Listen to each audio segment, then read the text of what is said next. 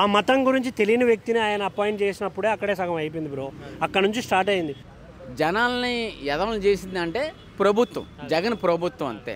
మీరు చెప్పండి కాదు, జగన్ గారు వచ్చి లైవ్లో చెప్పమని సిబిఐ ఎంక్వైరీ చేయమని, దాని గురించి ఇప్పుడు పోరాటం చేయండి. అది తప్పు అయితే ఆయన కూడా వచ్చి పోరాటం చేయమనంటే మేము దాన్ని ఏకగ్రీవంగా మేము మీ అనకాతలు నిలబడి ఈ తప్పుని లేని దాన్ని క్రియేట్ చేసిన టీడీపీ గవర్నమెంట్తో మేము కూడా ఫైట్ చేస్తాం. బ్రో, తిరుపతి లడ్డూలో ఏదో యానిమల్ ఫ్యాట్ ఇవన్నీ కలిపారని చెప్పి ఒక న్యూస్ అయితే వచ్చింది, ఎలా చూస్తారు? ఇది చాలా సిగ్గుచేటు బ్రో. ఎందుకు అంటే ఎప్పుడైతే ఎగ్జాంపుల్ మన సీఎం జగన్మోహన్ రెడ్డి గారు క్రిస్టియన్, ఆయన కూడా గుళ్ళకు వచ్చినప్పుడు చేసే విషయాలు ఇవన్నీ ట్రెండ్ అయ్యాయి, ట్రోల్ అయ్యాయి కూడా. ట్రెండ్ కాదు, ట్రోల్ అయ్యాయి. ఒక క్రిస్టియన్ని హిందూ ధర్మం దీనికి టెంపుల్కి ఎప్పుడైతే చైర్మన్ చేశారో అక్కడి నుంచే స్టార్ట్ అయ్యింది. ఇప్పుడు ఓకే, క్రిస్టియానిటీ మతం వేరే, ఆ మతం గురించి తెలియని వ్యక్తిని ఆయన అపాయింట్ చేసినప్పుడే అక్కడే సగం అయిపోయింది బ్రో. అక్కడ నుంచి స్టార్ట్ అయింది. అక్కడ నుంచి చాలా ఫేస్ చేస్తున్నాం మన కాన్సిక్వెన్సెస్. తిరుమలలో లడ్ల విషయంలో కావచ్చు, అన్నదానం విషయంలో కావచ్చు, క్యూలో కావచ్చు, ఈవెన్ దర్శనం విషయంలో కావచ్చు, చాలా అన్ని రికమెండేషన్స్ ఇవి చాలా చూస్తున్నాం. మీరు మన తిరుమల లడ్డు వరల్డ్ ఫేమస్. ఫ్రాన్స్లో ఉండే చర్చ్ తర్వాత మన తిరుమలకి ఎక్కువ రెవెన్యూ వస్తుంది. ఎంతమంది నమ్ముతుంటే అంత రెవెన్యూ వస్తుంది. దీని అందటినీ మన వాళ్ళు మనకేంటి, మనం కాదు కదా అనే వేళ తీసుకుంటున్నారు చూసారా. ఇది చాలా సిగ్గుచేటు. అంటే జగన్ ప్రభుత్వంలో ఈ జరిగినది ఇప్పుడు బయటకు వచ్చింది కదా, అంటే చేసిన వాళ్ళ మీద ఏమైనా శిక్షలు పడే ఛాన్స్ ఉంటాయి? ఖచ్చితంగా తీసుకోవాలి. పడే ఛాన్స్ కాదు, తీసుకుంటేనే నెక్స్ట్ టైం తప్పు జరగదు అన్న. ఇప్పుడు మన భారతదేశం హిందూ దేశం, ముస్లిమ్స్ ఉన్నారు, క్రిస్టియన్స్ ఉన్నారు, వేరే మత వాళ్ళు, అది ఓకే. బట్ ఈ మెజారిటీ హిందువులు ఉన్నప్పుడు ఇప్పుడు టెంపుల్కి వెళ్ళే వాళ్ళు ఓన్లీ క్రిస్టియన్స్, హిందువులని మీరు ఎలా చెప్తాం, మనం చెప్పలేం. క్రిస్టియన్స్ వెళ్తారు, ముస్లిమ్స్ కూడా ముఖ్య వాళ్ళు ఉన్నారు, వేరే డిఫరెంట్ మతాల వాళ్ళు కూడా టెంపుల్కి వెళ్తున్నారు. ఎందుకు? ఆయన్ని కలియుగ దేవుడు అంటారు కాబట్టి వెళ్తున్నారు, ఆయన మీద నమ్మకం ఉంది కాబట్టి వెళ్తున్నారు. బట్ ఆ నమ్మకాన్ని వీళ్ళు అవహేళన చేసినట్టే కదా.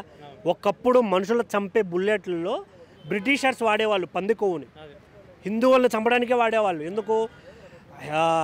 ముస్లిమ్స్ని హిందువుల్ని చంపడానికి జంతువుల మాంసాన్ని వాడేవాళ్ళు. దీన్ని వీళ్ళు ఇందులో కలపడం వల్ల వెనక్కి ఏముందనేది అర్థం కావట్లేదు. ఏం చేయాలనుకున్నారు అసలు జనాల్ని? అంటే టెంపుల్స్కి దూరం చేయడానికి ఒక రీజన్ ఏమనుకోవచ్చు? వాళ్ళ ఆలోచన అంటే అది చాలా పెద్ద స్టేట్మెంట్ అవుతుంది. బట్ కానీ అంటే వాళ్ళ ఆలోచన ఎలా ఉంది ఆ టైంలో. ఆ ఈవో ధర్మన సంథింగ్, ఆయన పేరు కూడా ఏదో ఉంటుంది, ఆయన కావచ్చు, ఈయన కావచ్చు, ఎందుకు ఇంత తీసుకోవాల్సి వచ్చింది అనేది నాకు అర్థం కావట్లేదు. ఎంత తక్కువకి వచ్చినా మనుషులు అన్నం తింటాం కానీ గడ్డిని తినలేం కదా, 10 రూపాయలకి వస్తుందని. వాళ్ళు అదే తింటారు కదా, వాళ్ళ ఫ్యామిలీ వాళ్ళు కూడా అదే తింటారు కదా, వాళ్ళకి ఎందుకు ఇది అనిపించిందో నాకైతే అర్థం కావట్లేదు. బట్ ఖచ్చితంగా డెసిషన్ అయితే తీసుకుంటారు. దీని మీద పవన్ కళ్యాణ్ గారు మాట్లాడిన తీరుకి ప్రకాష్ రాజ్ గారు మాట్లాడిన దానికి మంచు విష్ణు గారు రియాక్ట్ అయ్యారు. ఏంటి మీరు క్రిస్టియన్ డైరెక్ట్గా అంటున్నారు ఆయన, మీరు క్రిస్టియన్, మీకు సంబంధం లేదు, మా హిందువుల గురించి మేము చూసుకుంటాం, ఇక్కడే కదా కుల మతాల గురించి భేదాలు వస్తున్నాయి. ప్రకాష్ రాజ్ గారు కూడా చెప్పింది ఏంటంటే ఆల్రెడీ కులాలు మతాలను కొట్టుకొని చేస్తున్నారు, మీరు దీని గురించి టాపిక్స్ మాట్లాడకుండా ఎవరు తప్పు చేశారో వాళ్ళ మీద శిక్షించండి అనే వేలో ఆయన చెప్పారు. బట్ వీళ్ళకి ఎలా అర్థమైందో ఏంటో, విష్ణు గారు ఎలా రియాక్ట్ అవ్వడం అయితే నాకైతే కరెక్ట్ అనిపించలేదు. ప్రకాష్ రాజ్ చెప్పిన దాంట్లో కూడా పాయింట్ ఉంది. ఏంటి, ఆల్రెడీ కులాలు మతాలను కొట్టుకొచ్చేస్తున్నారు, మీరు ఇలాంటివి బయట పెడితే ఇప్పుడు క్రిస్టియానిటీకి హిందూ మతానికి గొడవలు అయినట్టే కదా. దీని వెనక ఎవరు కారణమైన ఎంప్లాయీస్గా ఎవరైనా కావచ్చు, ఖచ్చితంగా వాళ్ళనైతే శిక్షించాలని అయితే నేను ఖచ్చితంగా అనుకుంటున్నాను. జనాలకి పాపం వాళ్ళ అమాయకులు అలా లడ్డూలో ఆవనం కల్పించినా ఏమి కల్పించినా సరే వాళ్ళ తప్పు ఏమి లేదు, వాళ్ళు పాపం తింటారు పాపం. ఎందుకంటే దేవుడు లడ్డు అని హ్యాపీగా పుణ్యం వస్తుందని వాళ్ళు తింటారు, వాళ్ళ తప్పు ఏమి లేదు. జనాల్ని ఎదవలు చేసింది అంటే ప్రభుత్వం, జగన్ ప్రభుత్వం అంతే. ఇది ల్యాబ్లో కూడా తెలిసింది, మొత్తం పేపర్స్లో కానీ టీవీస్లో కానీ మాధ్యమాల్లో కానీ అన్నిటి నుంచి చెప్తున్నారు. ఊరికే నిప్పులేందో పొగరాదు కదంటే. ఇప్పుడు గవర్నమెంట్ క్రియేట్ చేసింది అంటానికి 100 రోజుల్లో క్రియేట్ చేయింది, 1 రోజుల్లో క్రియేట్ చేసేస్తుందండి. గవర్నమెంట్ వచ్చి 100 days అయింది. వాళ్ళని తప్పులే బయటికి తీసుకురావాలంటే తిరుపతి లడ్డులో కొవ్వు కలిపారని తప్పుని బయటికి తీసుకురావాలి, బోళ్ళని తప్పులు నా తప్పులను బయటికి తీసుకురావచ్చు. ప్రత్యేకించి ఈ తప్పు ఎందుకు బయటకు వచ్చింది? జరిగింది కాబట్టి బయటకు వచ్చింది, జరగకపోతే అది బయటకు రాదు కదా. దానికి ఐడియా కూడా రావాలి కదా. తిరుపతి లడ్డులో కొవ్వు కలిపారనే విషయం 100 రోజుల్లో లాంటి ఇప్పుడు వచ్చింది గవర్నమెంట్కి అంటే అక్కడ ఏదో సంథింగ్ తప్పు జరిగింది, అది గవర్నమెంటే చేసింది, అక్కడ ఉన్న అధికారులు చేశారనేది వీళ్ళ యొక్క ఎంక్వైరీలో తెలుస్తుంది మనకి.